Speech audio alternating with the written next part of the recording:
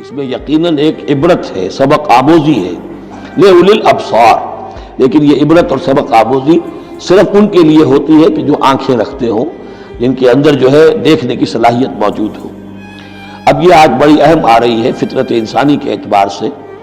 ظاہر بات ہے کہ چونکہ یہاں خاص طور پر میں نے عرض کیا تھا کہ یہود کی طرف ایک جو ہے وہ ایک روح سخن موجود ہے اہل کتاب کی طرف، اور اس واقعے کے اندر تو خاص طور پر جن لوگوں کے اندر کہ یہ دنیا کی محبت زیادہ شدید ہوتی ہے، تو اس کا ایک اثر بتا رہے ہیں کہ یہ واقعتاً اللہ نے فطرت انسانی میں رکھی ہے، اس لیے کہ یہ دنیا جو ہے اسے اللہ نے چلانا ہے، اس کی رونقیں رکھنی ہے جب تک اس کی مرضی ہے، قیامت تک تو اسے آباد رکھنا ہے۔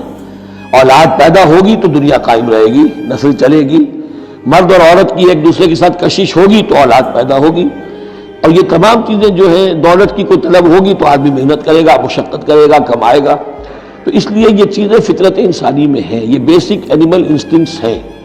بس ضرورت اس بات کی ہوتی ہے کہ انسٹنکٹس کو دبا کر رکھا جائے، اللہ کی محبت، اللہ کی شریعت کو اس سے بالا تر رکھا جائے، بس یہ نہیں ہے کہ ان کو ختم کر دیا جائے۔ سیلف اینیہیلیشن اسلام میں نہیں ہے، یہ رہبانیت ہے کہ اپنے نفس کو کچل دو، ختم کر دو، نہیں، سیلف کنٹرول، اپنے آپ کو کنٹرول میں رکھو۔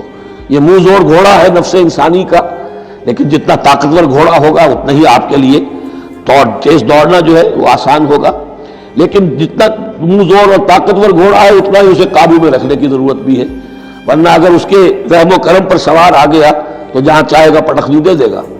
تو اس اعتبار سے سیلف کنٹرول ہو، گھوڑا پورا قابو میں ہو۔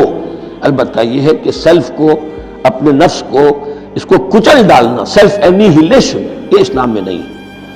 زُیِّنَ لِلنَّاسِ حُبُّ الشَّهَوَاتِ مِنَ النِّسَاءِ، مزین کر دی گئی ہے لوگوں کے لیے ایک تو محبت جو ہے، شہوت کی محبت خواتین کے بارے میں۔ اب دیکھیے یہاں بھی قرآن مجید گویا کہ ایک طرح سے تائید کر رہا ہے فرائڈ کی۔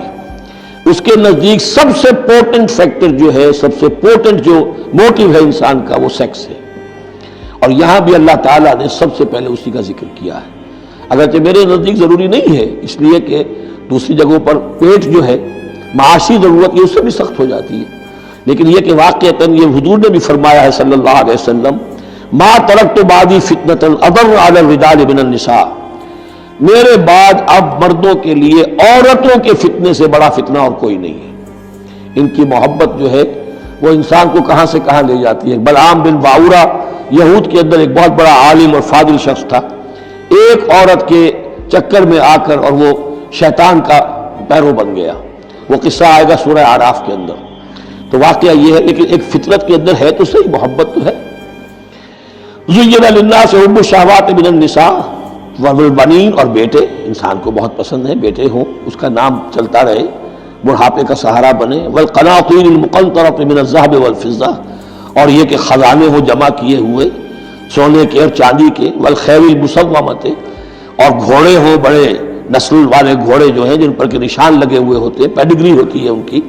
وَالْأَنْعَامِ، اور مویشی ہوں، مال جو ہے پنجاب میں اور سرائکی کے علاقے میں مال کہتے ہی جانوروں کو ہے، ان حیوانات کو ہے مال مویشی۔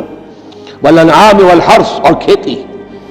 ذَلِكَ مَتَاعُ الْحَيَاةِ الدُّنْيَا، بس جو نقطۂ اعتدال ہے وہ یہ ہے کہ جان لو یہ ساری چیزیں اس دنیا کی زندگی کا ساز و سامان ہے، اس زندگی کے لیے ضروریات کی حد تک ان سے فائدہ اٹھانا، اس میں کوئی بری بات نہیں، لیکن واللہ عندہ حسن المآب، لیکن اللہ کے پاس ہے اچھا لوٹنا۔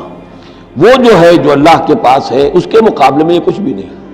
اگر یہ ایمان بالآخرہ ہے تو پھر تو انسان ان تمام چیزوں کو، اپنے تمام جذبات و میلانات کو ایک حد کے اندر رکھے گا، اس سے آگے نہیں آنے دے گا۔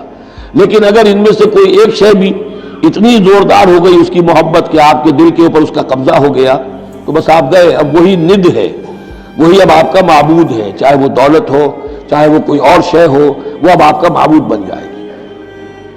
قُلْ أَنَبِّئُكُم بِخَيْرٍ مِّن ذَلِكُمْ، ان سے کہیے کہ کیا میں تمہیں بتاؤں کہ ان تمام چیزوں سے بہتر شے کون سی ہے؟ لِلَّذِينَ اتَّقَوْا عِندَ رَبِّهِمْ جَنَّاتٌ تَجْرِی مِن تَحْتِهَا الْأَنْہَارُ خَالِدِینَ فِیہَا، وہ لوگ کہ جو اپنے رب کا تقوی اختیار کرتے رہے۔ تقوی یہی ہے کہ اپنے نفس کا بھی حق ہے دو، اِنَّ لِنَفْسِکَ عَلَیکَ حَقًّا، لیکن ناجائز راستے سے نہیں۔ تمہارے پیٹ کا بھی حق ہے، اس کا ادا کرو، لیکن عقل حلال سے۔ تمہاری اولاد کا تم پر حق ہے، ان لنفسک علیک حقا وان لزوجک علیک حقا وان لزورک علیک حقا، تمہارے ملاقاتی آتے ہیں ان کا بھی تم پر حق ہے، وہ حقوق ادا کرو، لیکن اللہ سے اوپر کسی حق کو فائق نہ کر دینا، بس یہ ہے اصل بات۔ اگر تو یہ اگر حفظ مراتب نہ کنی زندگی، اگر یہ حفظ مراتب نہیں ہوگا تو گویا کہ اب آپ گئے، دین اور دنیا سب گئی۔